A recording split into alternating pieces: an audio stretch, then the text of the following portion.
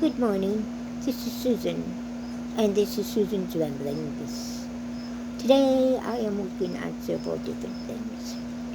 This is one thing I'm working on, Chow Chow. Yes, I know I've talked about it for a while, but I'm finally getting a chance to do it. It's kind of a relish, okay? 10 cups of chopped cabbage, 2 large green tomatoes chopped, 1 large onion chopped, 4 bell peppers chopped, 1 1/2 teaspoons of canning salt, 1 tablespoon of mustard seed, 2 teaspoons of celery seed, 3 cups of white vinegar, 3 cups of sugar, 1 tablespoon of pre-made yellowed mustard, 1 teaspoon of turmeric, 1 teaspoon of allspice, 1/2 teaspoon of ginger, 2 garlic cloves,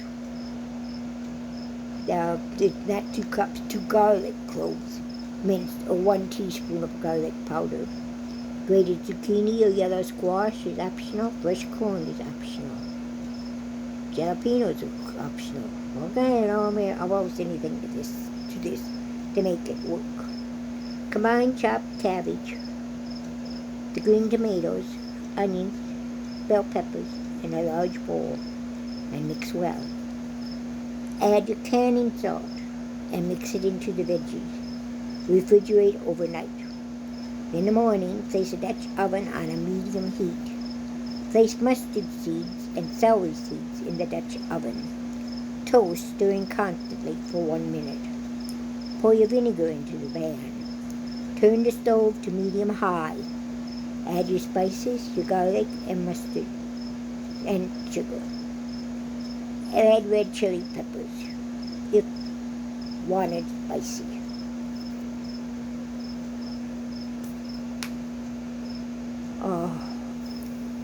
Reduce heat, bring to a boil, reduce heat, simmer for 10 minutes. Drain your vegetables, but do not rinse. Add your vegetables to the liquid, the brine, and mix. Bring to a simmer. Simmer for 25 to 30 minutes. Place in hot, sterilized jars within 1/2 inch bed space. Debubble. Wipe the rims of the jars with vinegar and a towel. Water bath for 15 minutes at a hard rolling boil. My chow chow that I'm going to get. But easy enough to make. Just have to find time to do it. There we are again. I'll print it down in the description. Okay? Another thing I did the other day, last night, for supper, for dinner, I made the impossible cheeseburger pie, except I used tacos, because a taco pie. I used taco meat, because I just finished canning taco meat. I had some left over, so I used taco meat instead, and it was delicious. 1 pound ground beef. By the way, a pint will hold about 1 pound, more or less. 1 1/2 cups of chopped onions. 1 1/2 cups of milk. 3/4 cups of biscuit baking mix. 3 eggs. 1/2 teaspoon of salt. 1/4 teaspoon of black pepper. 2 tomatoes sliced. 1 cup of shredded cheddar cheese or processed American cheese. Preheat your oven to 400 degrees. Grease a 10-inch pie plate. I didn't have a 10-inch pie plate, but I had 9-inch pie plate. So I divided everything into half. So I ended up with 2 9-inch pie plates. Cook the ground beef and onion until hamburger is no longer pink. Drain your fat. Bread meat and onions in the plate. Place the milk, bacon mix, eggs, salt, and pepper in a blender. Blend until smooth. You can also use a hand mixer to do this, and that's what I did. I didn't want to dirty my blender, okay? And I did it for about a minute, I think, with my hand mixer. Pour into the pie plate over the hamburger. Bake for 25 minutes. Remove from the oven. Top with sliced tomatoes and cheese. Return to the oven. Bake an additional 5 to 8 minutes or until center is set. It was a good one. That was a very good thing. And it makes a lot. I will feed 6 generously, very generously. And you could possibly even get 8 servings out of it if you have the big side dishes. It's a good one. It's probably not cheap, but it's good. Okay? But then you need to divide 8 into all this stuff. And especially if you have the stuff on the shelf, like I do, where I didn't have to buy anything. Yeah, it's a good one. Okay? It's a good one. One of the best that I've come across lately. Alright, now I'm going to give you some of my favorite dessert recipes, I guess you call them. First one we got is rhubarb pudding cake. 2 cups of chopped rhubarb, 2 tablespoons of butter, 1/4 teaspoon of salt, 1/2 teaspoon of vanilla, 1 cup of flour, 2/3 cup of boiling water, 1 3/4 cup of sugar divided, 1 teaspoon baking powder, 1/2 cup milk, 1/2 teaspoon almond extract, 1 tablespoon of cornstarch. Preheat your oven. By the way, you can use other fruit besides rhubarb here. I use apple a lot, and that's a very good pudding. Okay, the apple pudding. Follow the same directions. Blueberry pudding is good. I think my favorite is apple though. Preheat oven to 375 degrees. Spray an 8 or 9-inch baking pan with non-stick spray. Cover the bottom of the pan with your chopped rhubarb. Mix 3/4 cups of sugar, butter, baking powder, extracts, milk, and flour together.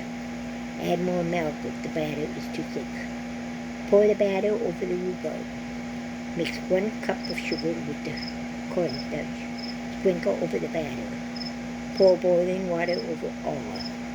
Bake at 375 degrees for 45 minutes. It's a good one. Very good one. Another one I like. Peaches and cream coochie. 3/4 cup of flour. 1 small box of vanilla pudding, not instant pudding, the cooked pudding. 1 tablespoon of baking powder. 1/8 teaspoon of salt. 1/2 cup of milk. 1 can of peach slices, drained but reserve juice. 1/2 cup of sugar and cinnamon mixed together. 3 tablespoons of peach juice. Preheat your oven to 350 degrees. Grease a 9-inch pie plate and set aside. Combine the flour, pudding mix, baking powder, salt, eggs, and milk. Beat on high for 2 minutes. Pour in the baking dish. Drain the peaches, reserving the peach juice. Arrange peach slices on top of the batter in the pie plate. Beat the cream cheese, 1/2 cup sugar, and peach juice until well combined. Spread on the peaches. Bake at 350 degrees for 30 to 35 minutes until set. My mouth is not working for me today. That's another one. Go over here to my chocolate lasagna. And I have a funny story on this one. I can't see if I can get it. There we go. There we got it focused. Okay. I make suppers, dinners over here at the center once a month. And we have people sign up, and I make for as many as they do, and I charge just a slight amount. That barely covers my ingredients. But anyway, one week, one night, one day, I put up the menu for them, and we always put up the menu ahead of time, and we let them sign up. So I know how many to cook. And I put the covered chicken. I don't know, some kind of potato I would put. I can't remember the potato. And I ended it with chocolate lasagna. And nobody signed up. I mean, absolutely nobody. And I thought, what in the world going on here? Well, then I started hearing talk. You know how people talk behind your back? While I can lip read. So they're not talking to me. They're not talking to me, but I can lip read them. So I know what's going on. Although I might not say anything. Anyway, so I thought, all right, we won't have it. So the next month, I put up baked chicken. Whatever kind of mashed potatoes I wanted. I forget what the potatoes were. And I put up dessert. That's all I did. That cheese and dessert. Each one of those things was exactly the same thing that I had offered the month before. And nobody wanted. After they got all done eating, and they ate it, and we had a lot of people there, because they like chicken.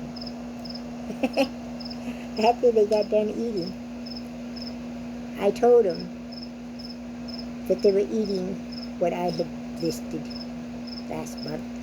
They were eating the pretzel-covered chicken. They were eating whatever kind of vegetables it was. They were eating the mashed potatoes, and they were eating the chocolate lasagna. I had no comments after that, and they all kind of looked at each other and thought, uh-oh. Believe me, when I put up another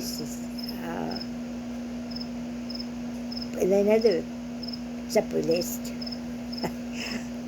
people signed up because they knew that whatever it was I had on that, it was going to be good, and it was something different, and it was something they could make at home. So anyway, my chocolate lasagna. I worked there. Okay. One package of Oreo cookies, which is 36 cookies. 8 ounces of cream cheese. 1/4 cup of sugar. 2 3.9 ounces packages of instant chocolate pudding. 1.5 cups melted mini chocolate chips. 6 tablespoons of melted butter. 2 tablespoons of cold milk. 1 tub of whipped topping divided. 3 and 1/4 cup milk. Crush your cookies in a food processor. Transfer cookie crumbs to a bowl.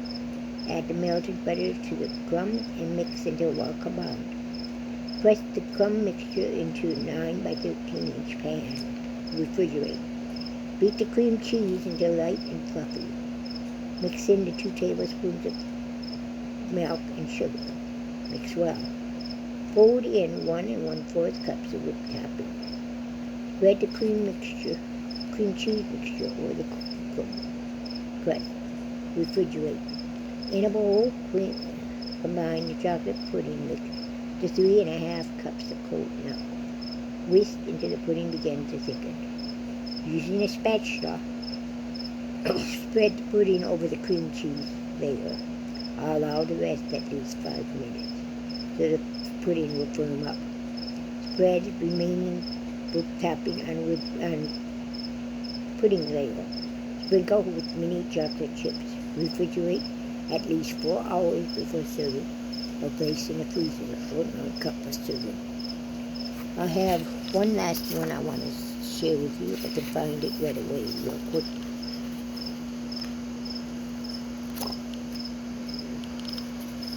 That's the way it always is. You never find what you want when you want it. Okay, here we go. Popcorn balls. One of the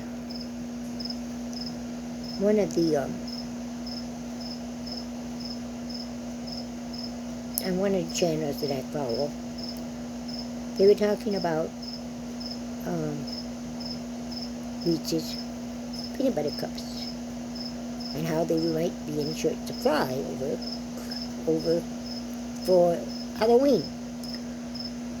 And I put on there, well, my mom always made popcorn balls for Christmas, for Halloween. And everybody in town, at least all the trick-or-treaters, knew that if they came to our place, they would get a popcorn ball. And they were very sought after. So I said, maybe I'm going to have to bring back the tradition of popcorn balls. And somebody came on behind me, that was my comment, the popcorn balls. Somebody came on and said, well, if you could figure out how to make them with peanut butter and with chocolate, I sure would make them. I sure would like them. Well, peanut butter would be easy, right? Yeah? Because see, this recipe calls for a stick of butter, a package of marshmallows, a fourth cup of sugar, and 6 cups of popcorn. And your Jello is optional. I usually use I'll stick strawberry Jello in there. That's a good Jello.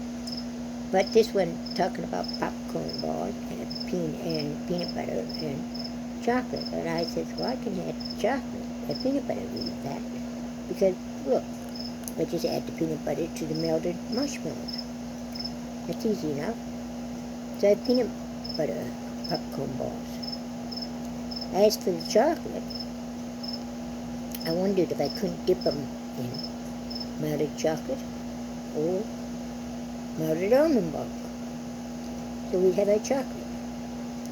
Anyway, I haven't been able to try this because I was out of marshmallows. But I got marshmallows ordered on my grocery list today. So we'll make them and see if I can make peanut butter, chocolate, peanut butter, popcorn ball. Boy, that's a tongue twister. Anyway, so stay tuned. We'll see what happens with that. Probably show it to you tomorrow or later today. Have a great day. And we're done with this. Have a great day. God bless. Talk to you later. Bye-bye.